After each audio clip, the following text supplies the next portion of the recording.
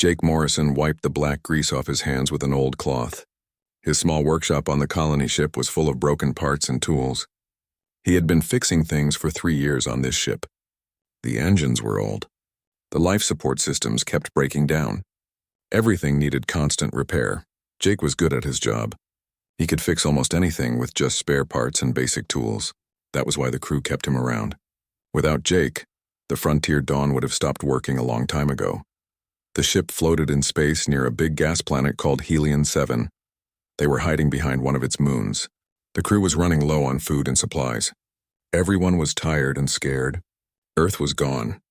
The alien alliance called the Collective had destroyed it. Now humans were scattered across space trying to survive. Jake was working on a gravity machine when someone ran into his workshop. It was Amy Carter, one of the ship's officers. She looked worried. "Jake, come quick. We need you in the cargo bay right now." He grabbed his toolbox and followed her through the narrow hallways. When the cargo bay doors opened, Jake stopped walking. His mouth fell open. There was a dragon lying on the metal floor. Jake had seen pictures of dragons in old Earth books. This one looked real. Its skin was covered in black scales that shined like glass. 2 huge wings were folded against its body. The creature was as big as a small house. But something was wrong with it. The dragon's eyes were white and cloudy. Burn marks covered its face. It was breathing hard like each breath hurt. "Where did it come from?" Jake asked quietly. "We found it in a damaged escape pod," Amy explained. "Our computers say it's a draconi. They were supposed to be extinct. All killed hundreds of years ago." Jake moved closer slowly. The dragon's head turned toward him even though it couldn't see. A low sound came from its chest. "Not angry, just aware that Jake was there. Can you help it?" Amy asked. Jake looked at the burned eyes.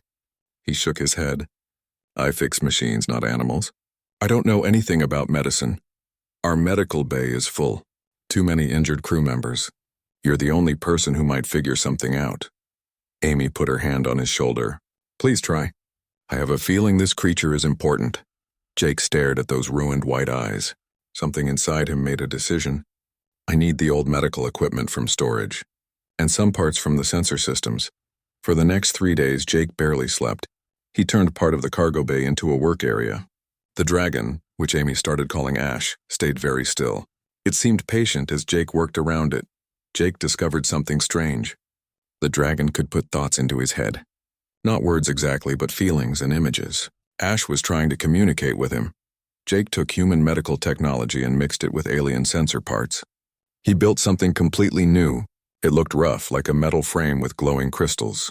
But the technology inside was special. The visor would connect directly to the dragon's brain. It would turn heat and light into signals the brain could understand as sight. On the 4th day, half the crew came to watch. They stood behind safety barriers as Jake carefully put the visor over Ash's scarred eyes. He turned on the power. The crystals began to glow with soft blue light. Nothing happened for a long moment. Then Ash's whole body went tight. Every muscle tensed up. The dragon's head lifted slowly. It turned from side to side. When those glowing crystal eyes looked at Jake, he felt a wave of emotion hit him like a punch. Joy. Thanks. Recognition. Ash stood up to full height. The wings spread wide, almost touching the walls. A sound came from the dragon that was part roar and part song. Every person on the ship felt it in their bones. It was a call, ancient and powerful. Jake smiled. He was exhausted but happy. He had given sight to a blind dragon. He had no idea that he had also opened a door that had been locked for 1,000 years. The next morning, the ship's captain came to see the dragon. Captain Lisa Hayes was an older woman with gray hair and tired eyes. She had kept the Frontier Dawn safe through many dangers. "Good work, Morrison," Lisa said. "The medical team says the visor connected perfectly with the dragon's brain. They're calling it the most advanced piece of biotech they've ever seen." Jake felt uncomfortable with the praise. "I just used what we had. I'm not even sure why it worked so well." "Don't sell yourself short," Lisa said with a small smile. "You've done something amazing here." Their talk was interrupted by sudden movement from Ash. The dragon's head snapped toward the outer hull. It was looking at something beyond the ship. The visor's crystals started pulsing fast. Ash made a low, urgent sound. "Something's wrong," Jake said, moving closer. Before anyone could react, light shot out of Ash's eyes. A hologram appeared in the air. The crew watched in shock as a star map formed in front of them. It showed where they were now and a point far away in space. Strange writing scrolled under the image in a language nobody knew. "Is the dragon showing us something?" Amy asked. She pulled out her datapad to record what she was seeing. Jake felt something in his mind. Thoughts that weren't his own.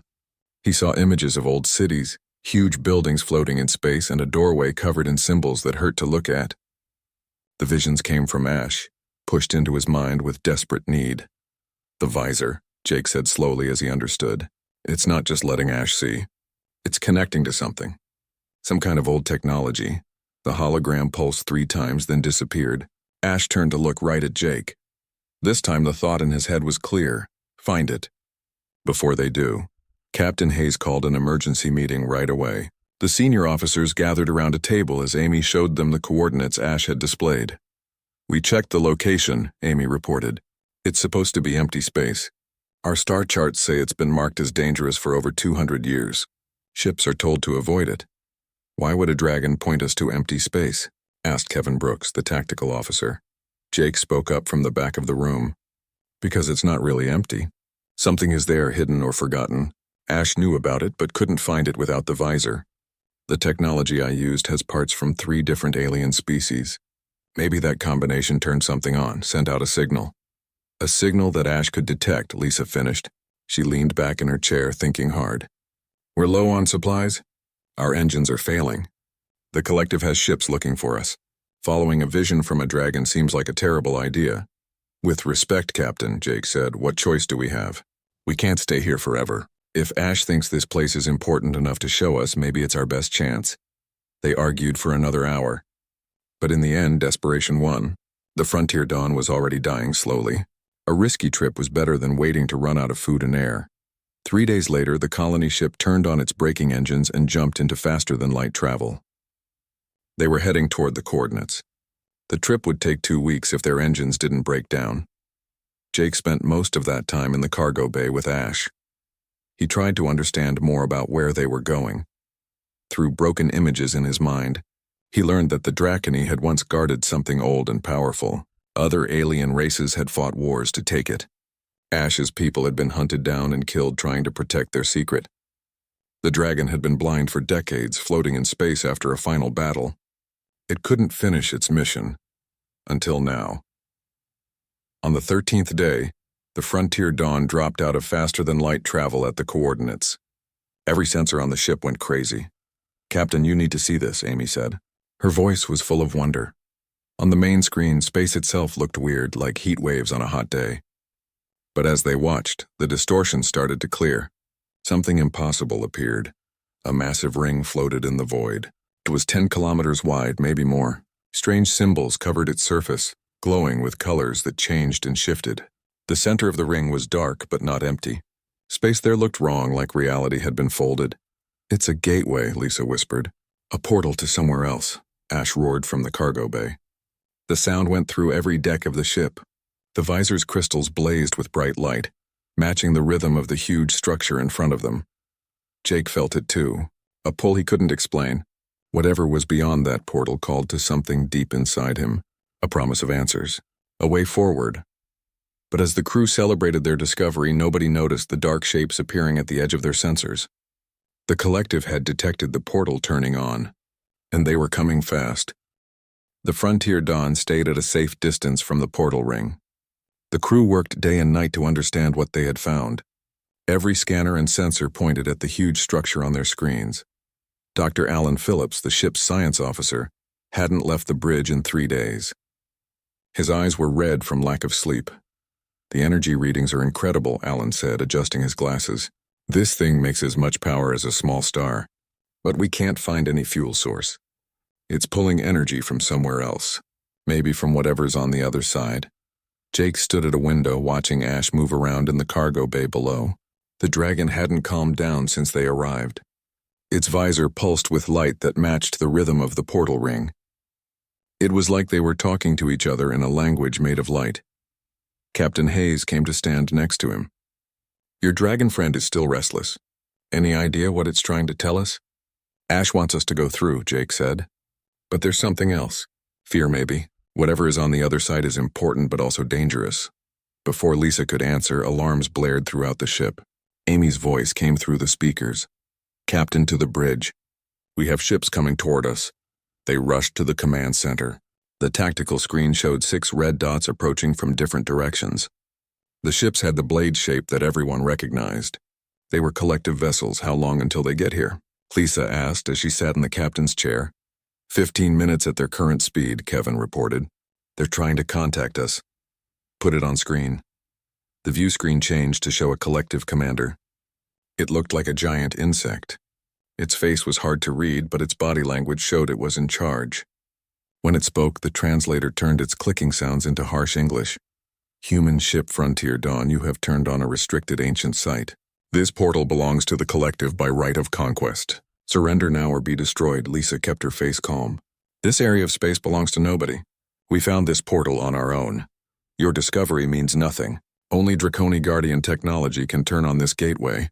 Your possession of such technology proves you stole it or broke a treaty. Give us the dragon and your mechanic. They will be processed." The transmission cut off before Lisa could respond. "They know about Ash," Jake said quietly. "They know about the Visor." "How?" Amy asked. "We haven't sent any radio signals since we got here." Alan looked up from his station. "The portal itself might be broadcasting. When it turned on, it probably sent a signal that every major power in this sector could pick up. The collective has been looking for Draconi technology for hundreds of years. They won't let us leave with it." Lisa's jaw tightened. "What are our options?" "We can't outrun them with our old engines," Kevin said bluntly. "We can't fight 6 ships. That leaves one choice." Everyone looked at the portal. "We go through," Jake said. "It's what Ash has been trying to tell us from the start. This gateway was meant to be an escape route, a way to reach somewhere safe.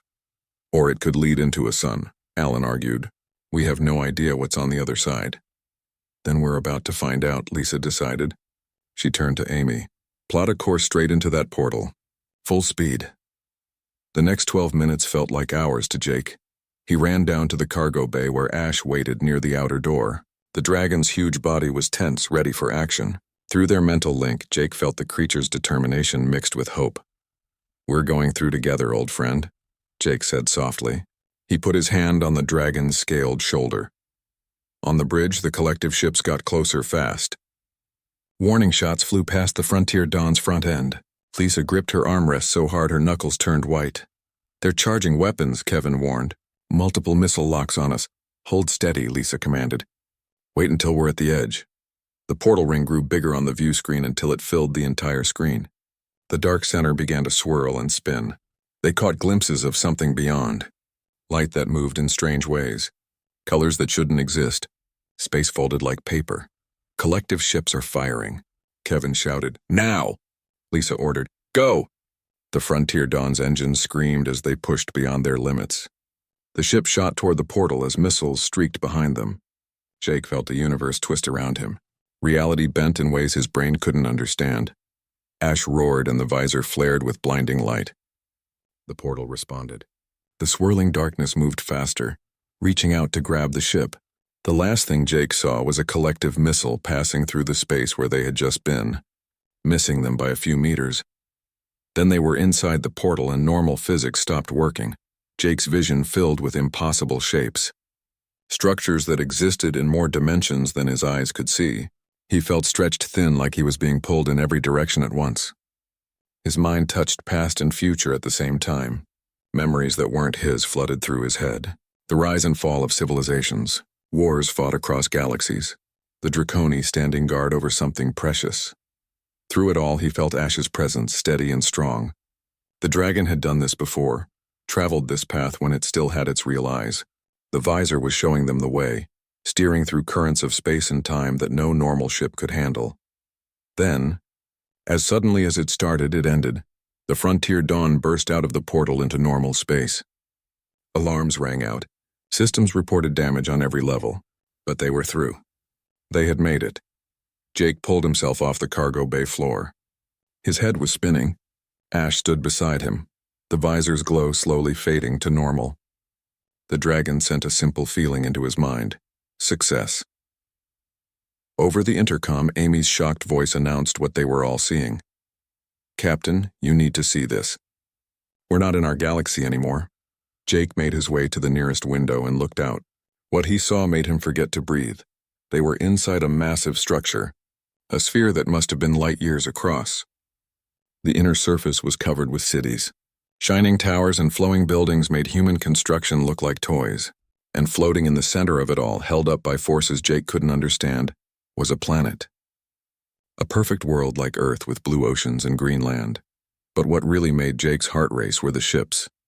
Thousands of them, maybe millions, in orbit around the central planet. Ships of every design imaginable, from species he had never seen, and many of them had markings he recognized, human markings. "We're home," Amy whispered over the intercom. "This is where humanity came from. Our real home." Jake looked at Ash, finally understanding. The Draconi hadn't been guarding a weapon or treasure.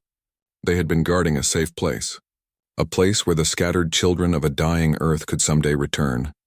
And now, because of a mechanic and a blind dragon, humanity had found its way back. The bridge speakers came alive with voices, dozens of them speaking many human languages. English, Chinese, Spanish, Arabic, and languages Jake didn't know. But the message was clear in all of them. Welcome home. One voice separated from the others, speaking clear English with an old accent. "Colony ship Frontier Dawn, this is Sanctuary Control. You have successfully traveled the Guardian's path. Please go to docking coordinates Alpha 77. Medical ships and supply ships are coming to help you." Lisa's voice shook when she answered. "Sanctuary Control, this is Captain Hayes. Are there other human survivors here?" "Confirmed, Captain. You are the 47th colony ship to find the sanctuary in the past 200 years. Current human population in the sphere is about 800 million. People from over 300 surviving colonies. Welcome to New Earth." The bridge erupted in cheers. Crew members hugged each other. Some cried with relief. Jake felt his own eyes burning with tears he didn't know he was holding back. 3 years of running, of barely surviving, of watching good people die. And now, impossibly, they were safe. Ash's presence touched his mind. The dragon shared in the moment of joy. But underneath the celebration, Jake sensed something else. Unfinished business. Over the next 3 days, the Frontier Dawn was guided to a huge docking station that could hold 100 ships their size.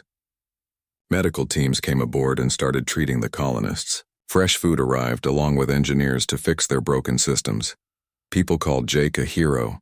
The story of the mechanic who gave a Dracony Guardian its sight back and opened the portal spread through the sanctuary fast. But he avoided the attention. He didn't feel comfortable being praised. He spent most of his time with Ash in a special area designed for the few Draconi who lived in the sanctuary. That was where he met Daniel Cross, a man who studied old Earth history and ancient guardian species. The Draconi were the first ones to find this place. Daniel explained as they walked through gardens that looked like old Earth. He was a thin man in his 40s with gray hair and excited eyes. Millions of years ago, another species built this sphere as a safe place. A way to save life when the galaxy went through extinction events. The Draconi were chosen to guard it, to decide who was worthy to enter. And they chose humanity, Jake asked, in a way. When Earth was dying, some of the last scientists made contact with the Draconi. There was an agreement. The Guardians would protect the path to Sanctuary.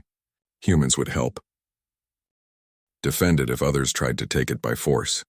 But the collective found out and hunted the Draconi almost to extinction before they could finish their mission. They stopped out of that evening. Jake got a message saying the Sanctuary Council wanted to see him. The Council was the group that governed all the human settlements across the sphere.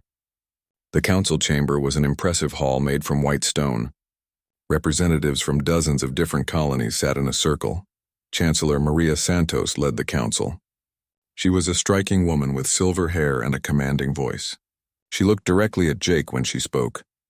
"Mr. Morrison, your discovery has given us something we thought was impossible, a way to reach the other human colonies still scattered across the galaxy.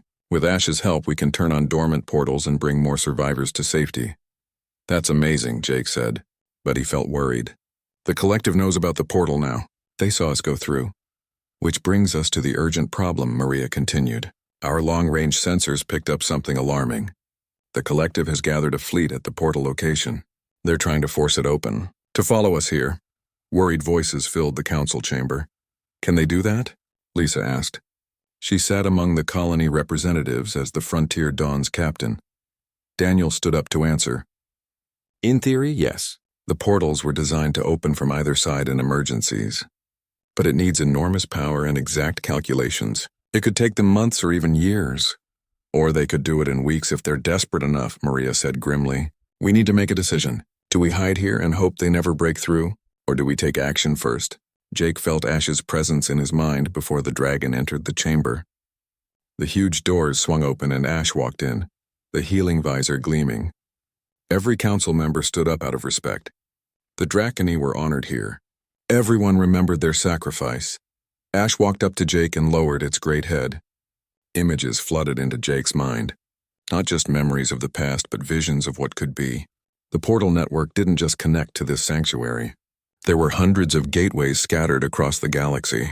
Most of them were sleeping or hidden. With Ash as the key and the visor as the tool, they could wake them all up. They could create a network that would let humanity move freely across the stars. To bring together the scattered colonies without needing slow, vulnerable ships. More than that, they could help other species running from danger, offer them sanctuary too. But first they had to deal with the collective fleet. Jake looked up at the council. A plan was forming in his mind. What if we don't wait for them to break in? What if we open the portal ourselves and go to them? The chamber went silent. That's suicide, Kevin said loudly. We'd be facing the entire collective fleet. Not if we're smart about it, Jake argued. The collective wants Draconi technology. They've spent hundreds of years trying to find it. What if we give them exactly what they want? Maria leaned forward, interested. Explain, Jake outlined his idea. With each word, he saw the faces around the chamber change from doubt to careful hope. It was bold. It was dangerous. But it just might work. He explained that they would take a small fleet back through the portal. They would appear in front of the collective armada. But instead of fighting, they would demonstrate the true power of the portal network. Show the collective that the technology couldn't be taken by force. It responded to need, to hope, to the desire to save lives, not take them. If they tried to steal it, the portals would resist. More importantly, they would show the collective all the refugees waiting to be saved. Thousands of beings from dozens of species, all desperate for sanctuary. They would force the collective to choose. Let the refugees pass or be responsible for their deaths. It's a huge risk, Daniel said. If they decide to attack anyway, we'll be outnumbered. But if it works, Amy added, we could open the entire network, save millions of lives, maybe even negotiate peace. By the time Jake finished explaining, even the most careful council members were nodding. We'll need volunteers, Maria said, and ships, and someone willing to fly back through that portal knowing they might not come back. Jake looked at Ash. The dragon looked back with those crystal visor eyes. He felt the Guardian's determination, its readiness to finish what its people had started long ago. You'll have your volunteers, Jake said. When do we leave? The next week passed in a blur of preparation. The sanctuary had ships, but they weren't warships. The sphere had been built on the idea of peace and safety, not war. But the engineers worked hard to add shields and weapons to 15 vessels. They would be able to defend themselves if needed. Jake spent his time getting Ash ready. The visor was enhanced with more crystals. This would let the dragon control multiple portals at the same time. Scientists ran tests and simulations. Everything had to work perfectly. Amy volunteered immediately when Jake told her about the mission. Lisa tried to stop her at first, but Amy was determined. I'm going, Amy said firmly. You'll need experienced officers, and I've been through that portal before. I know what to expect. Lisa finally agreed, though she wasn't happy about it. The Frontier Dawn was still being repaired, and someone needed to stay behind to coordinate the sanctuary's defense if things went wrong. The night before departure, Jake stood in the gardens looking up at the artificial stars on the sphere's inner surface. Daniel found him there. Can't sleep? The historian asked. Too much thinking, Jake admitted. What if this doesn't work? What if I'm leading all these people to their deaths? You're not leading them anywhere, Daniel said gently. They're choosing to go. Everyone on those ships knows the risks. They believe in what you're trying to do. I'm just a mechanic, Jake said. I fixed a visor. That's all? You did more than that. You saw a creature in pain and chose to help even when it wasn't your job, even when you didn't know if it would work. That's not just being a mechanic.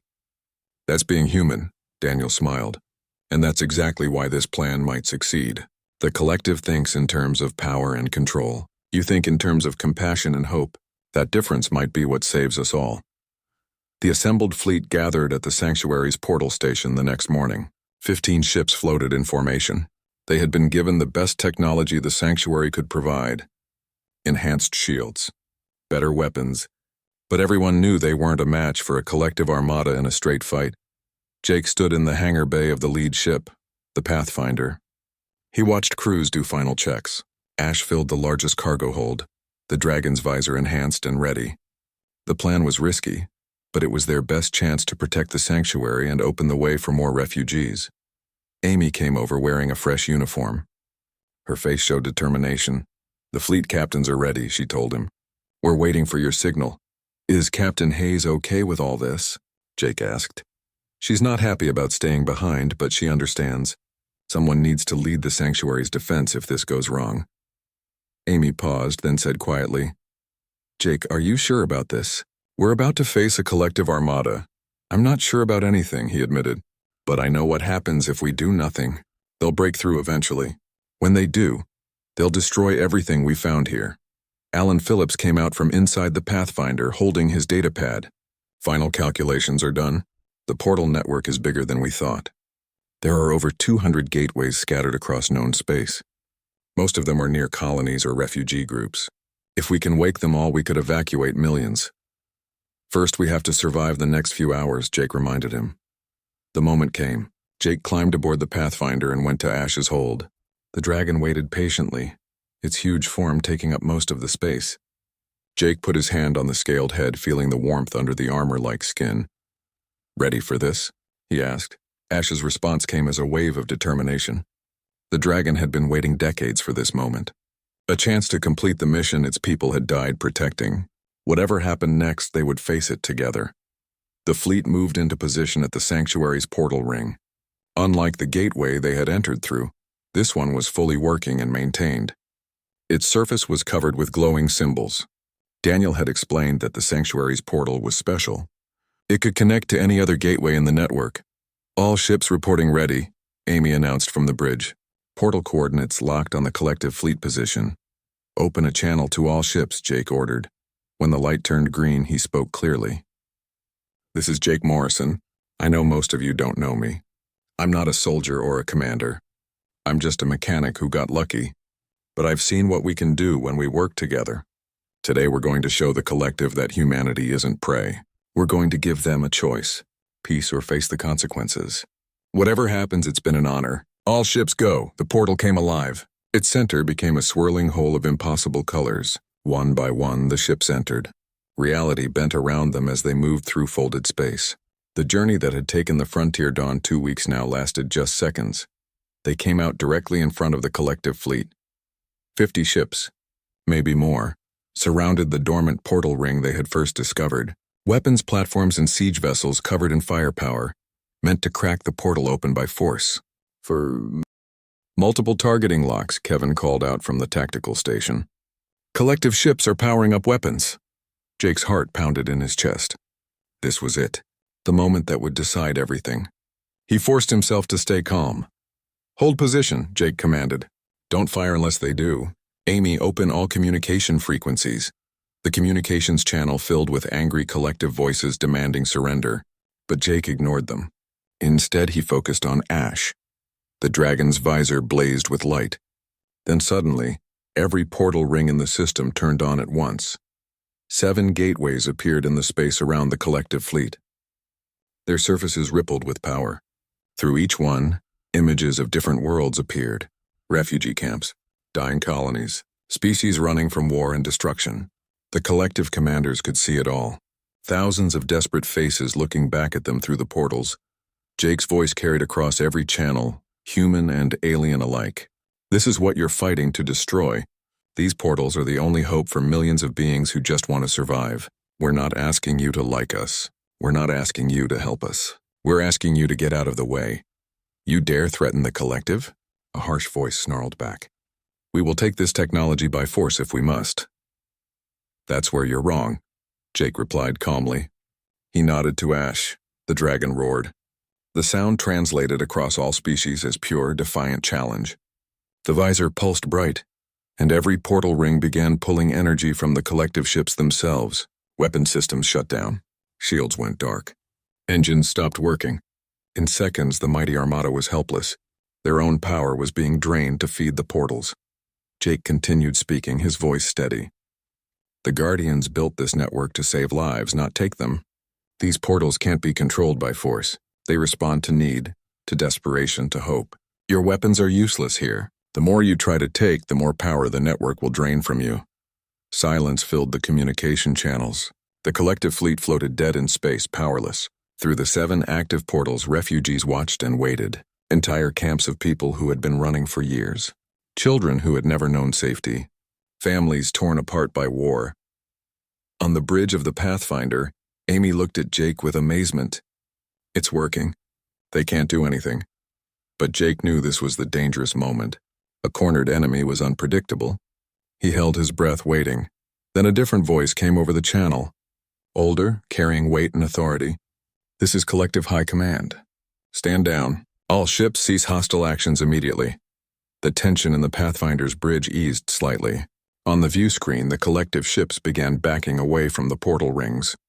Their posture changed from aggressive to defensive. We underestimated you humans, the voice continued, and we underestimated the Draconi. Perhaps it is time for new agreements. New understandings between our peoples. Jake caught Amy's eye. She looked as surprised as he felt. This wasn't what they had expected. Are you proposing negotiations? Jake asked carefully. You have proven you hold power we cannot take by force. Wisdom suggests cooperation rather than continued conflict. We would discuss terms for shared access to the portal network, protection for refugees under collective territory, exchange of technology and knowledge. It wasn't complete victory. The collective ships still outnumbered them by a lot. There would be months of careful negotiation ahead. Trust would take years to build. But it was a beginning. A crack in the wall of hostility that had existed between humans and the collective for generations. Jake looked at the 7 portals still showing images of refugees. Before we talk about anything else, those people need to be evacuated. All of them. To the sanctuary or to safe worlds. That's not negotiable. There was a long pause. Then, agreed. We will provide safe passage and assistance, but we request observer status at the sanctuary to ensure the portal network is not used as a weapon against us. That can be discussed, Jake said. But the refugees come first. Over the next hours, details were worked out. Collective ships that had been threatening them minutes ago now moved to help coordinate the evacuation. It was strange, surreal even, watching former enemies work together. But Jake could see the logic. The collective had just learned they couldn't control the portal network by force. Cooperation was their only option. As the first refugee ships began moving through the portals, Jake went down to the cargo hold to check on Ash. The dragon lay on the floor, exhausted from the effort of controlling 7 portals at once. The visor's glow was dim but steady. Jake sat down next to the massive head. You did it. You saved them all. Through their link, Jake felt Ash's satisfaction mixed with weariness. The dragon had carried the weight of its mission for decades. Now finally it could rest. The portals were open. The path to sanctuary was clear, but Jake also felt something else from Ash. A question almost. The dragon showed him an image. More portals scattered across the galaxy. Hundreds of them still sleeping, still waiting to be awakened. One step at a time, Jake said gently. We've done enough for today. The evacuation took 3 days. Ships moved constantly through the portals, carrying refugees to safety. The sanctuary's docking facilities worked around the clock to process new arrivals. Medical teams treated the sick and injured. Food and supplies were distributed. Jake watched it all from the Pathfinder's observation deck. Thousands of lives saved, families reunited, children who would finally grow up in safety. It was more than he had ever imagined when he first put that visor on a blind dragon. Daniel found him there on the 3rd day. The historian looked tired but happy. The council wants to expand the operation, Daniel said. Use Ash to activate more portals. Reach colonies we haven't heard from in years. Build a true network across the galaxy. That was always the plan, Jake said. But Ash needs rest first. And we need to make sure the collective holds up their end of the agreement. They will, Daniel assured him. They have no choice. The portal network has changed the balance of power in this sector. Species that were powerless before now have a way to escape persecution. Colonies that were isolated can now connect. The collective can either adapt or become irrelevant. Jake smiled at that thought. All because I rigged a medical device for a dragon. No, Daniel corrected. Because you saw someone in need and chose to help. Everything else followed from that one choice. The Pathfinder and the rest of the fleet prepared to return to the sanctuary. But before they left, Jake received a message. The collective high command wanted to meet with him directly. Face to face, Amy was worried. It could be a trap. I don't think so, Jake said. They could have attacked us a dozen times during the evacuation if they wanted. This is something else. The meeting took place on a neutral collective station near the portal. Jake took only Amy and Alan with him. They were escorted through sterile corridors to a conference room. The collective commander waiting there was different from the one who had first threatened them. This one was older, its insect-like features marked with scars from past battles. It studied Jake with multifaceted eyes. You are not what we expected, the commander said through a translator. We believed humans were scavengers, thieves who stole technology they did not understand, but you created something new. Something that could not be taken or copied. I just put parts together, Jake said honestly. I didn't know what it would do. That is what makes it remarkable. You acted on instinct and compassion, not calculation. The visor should not work. The combination of technologies should be incompatible, yet it functions perfectly, as if the universe itself approved of your creation. The commander paused, then continued. The collective has existed for 1,000 years. We have conquered hundreds of worlds, absorbed countless species, but we have never created anything truly new. We only take and improve what others have made. You have shown us a different path, one we must consider carefully. Jake didn't know what to say to that. He just nodded. The High Command has authorized me to offer a formal treaty, the commander said. Mutual non-aggression, shared access to designated portals, protection for refugee movements through collective space. In exchange, we request knowledge, not of the portal network itself, but of how you think, how you create, how you solve problems. You want to learn from us? Amy asked, surprised. Yes. If we are to survive the changes coming, we must adapt. The old ways of conquest and control are ending. The portal network has made that clear. We must find new ways or fade into history. Jake looked at Amy and Alan. They both nodded slightly. This was bigger than anything they had authority to decide. But they could start the process. I'll bring your offer to the Sanctuary Council, Jake said. But I can tell you now we're interested. Peace is better than war, always. The meeting ended shortly after. As they traveled back to the Pathfinder, Amy shook her head in wonder. A week ago, they wanted to kill us. Now they want to learn from us. How did this happen? The portals changed everything, Alan explained. They prove that some things can't be taken by force. That cooperation is stronger than conquest. The collective are predators, but they're also practical. They know when to change tactics. When the Pathfinder docked at the sanctuary, crowds of people waited to greet them. News of the successful negotiations had spread fast. Jake emerged from the ship with Ash walking beside him. The dragon's visor gleamed softly in the artificial light of the sphere. Captain Lisa Hayes stood at the front of the crowd. Her stern face broke into a genuine smile when she saw Jake. You did good, Morrison, she said simply. Jake laughed, feeling exhausted but happy. I'm still just a mechanic, Captain. I just got really lucky. Luck had nothing to do with it, Lisa replied. You saw what needed to be done and you did it. That's called courage. Over the next week, the Sanctuary Council met constantly with Jake and the other mission leaders. The collective's treaty offer was discussed from every angle. Some council members were suspicious. Others saw it as a huge opportunity. But in the end, practical thinking won. Maria Santos addressed the full council meeting. We have a choice. We can hide here in our sanctuary and hope the galaxy leaves us alone, or we can engage with it, build bridges and create something better. The portal network gives us leverage we've never had before. Let's use it wisely. The vote was close but clear. The council agreed to negotiate a formal treaty with the collective.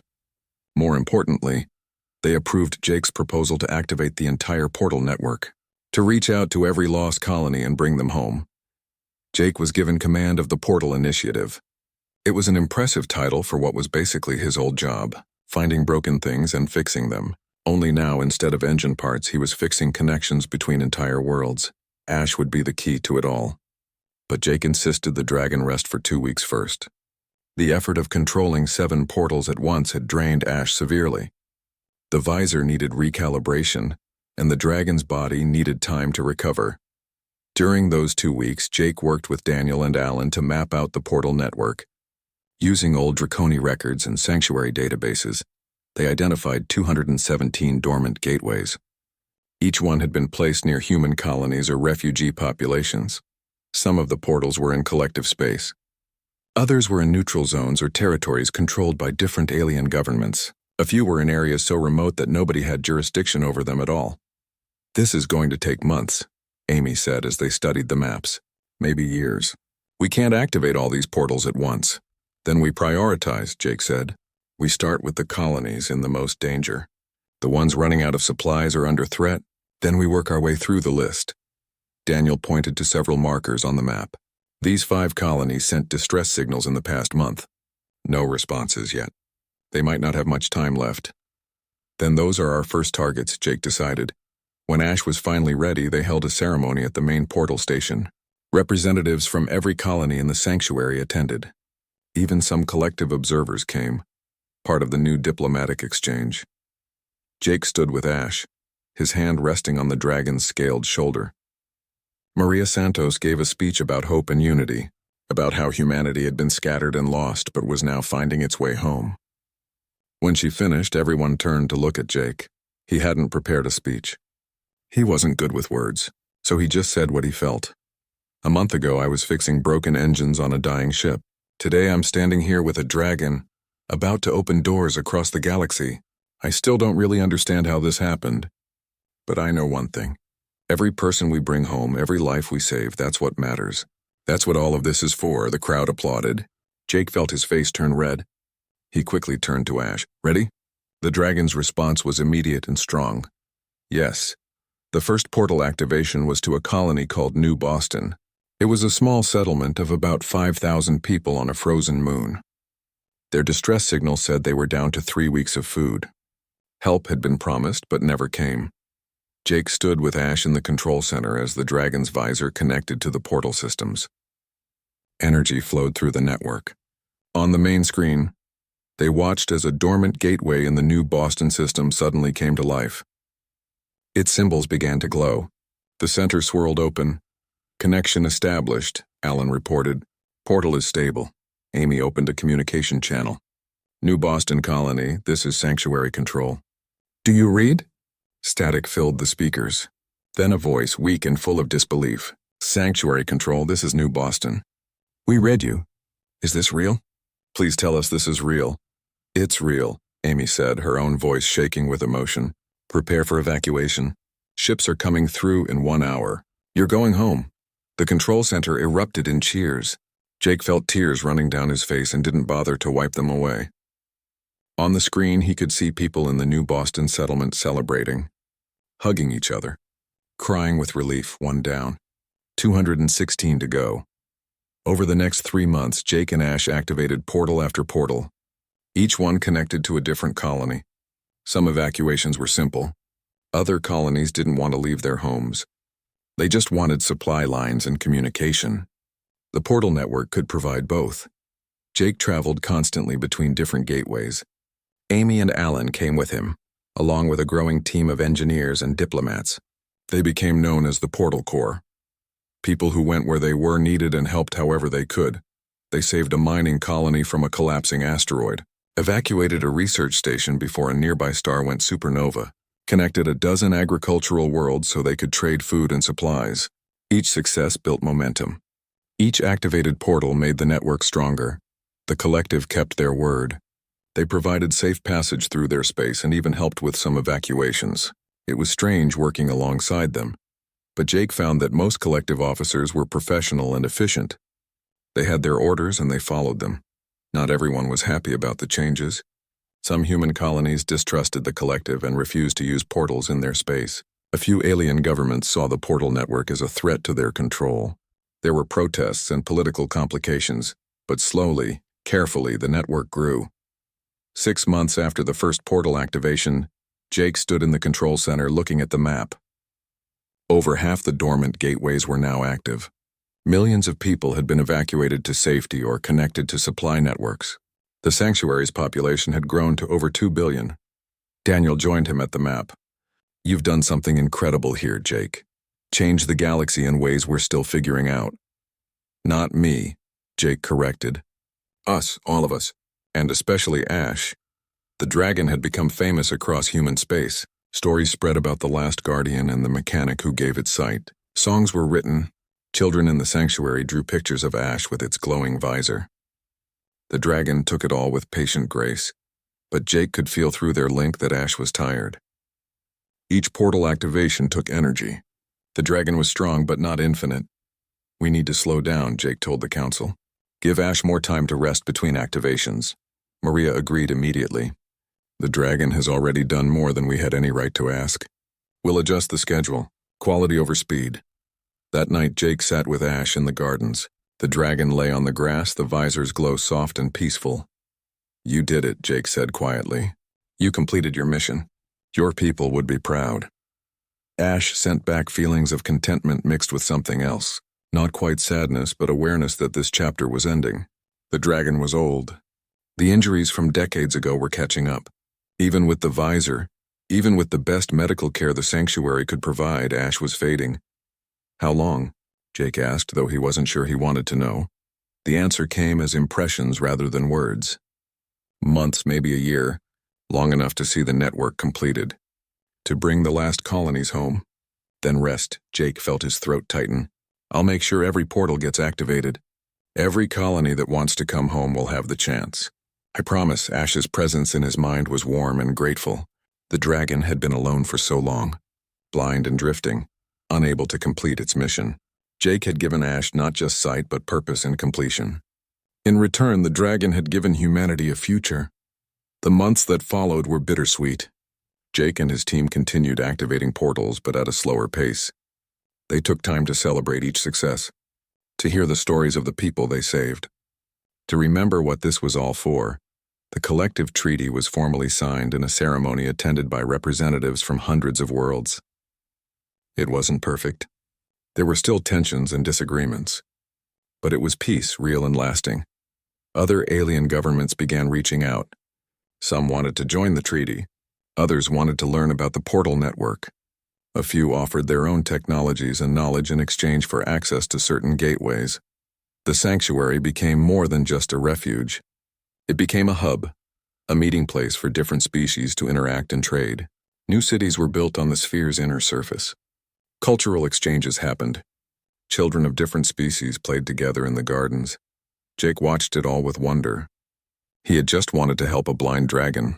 Everything else had grown from that one choice. On the day they activated the last portal, the entire sanctuary celebrated. Every gateway in the network was now online and connected. Every known human colony had access to the sanctuary. Billions of P.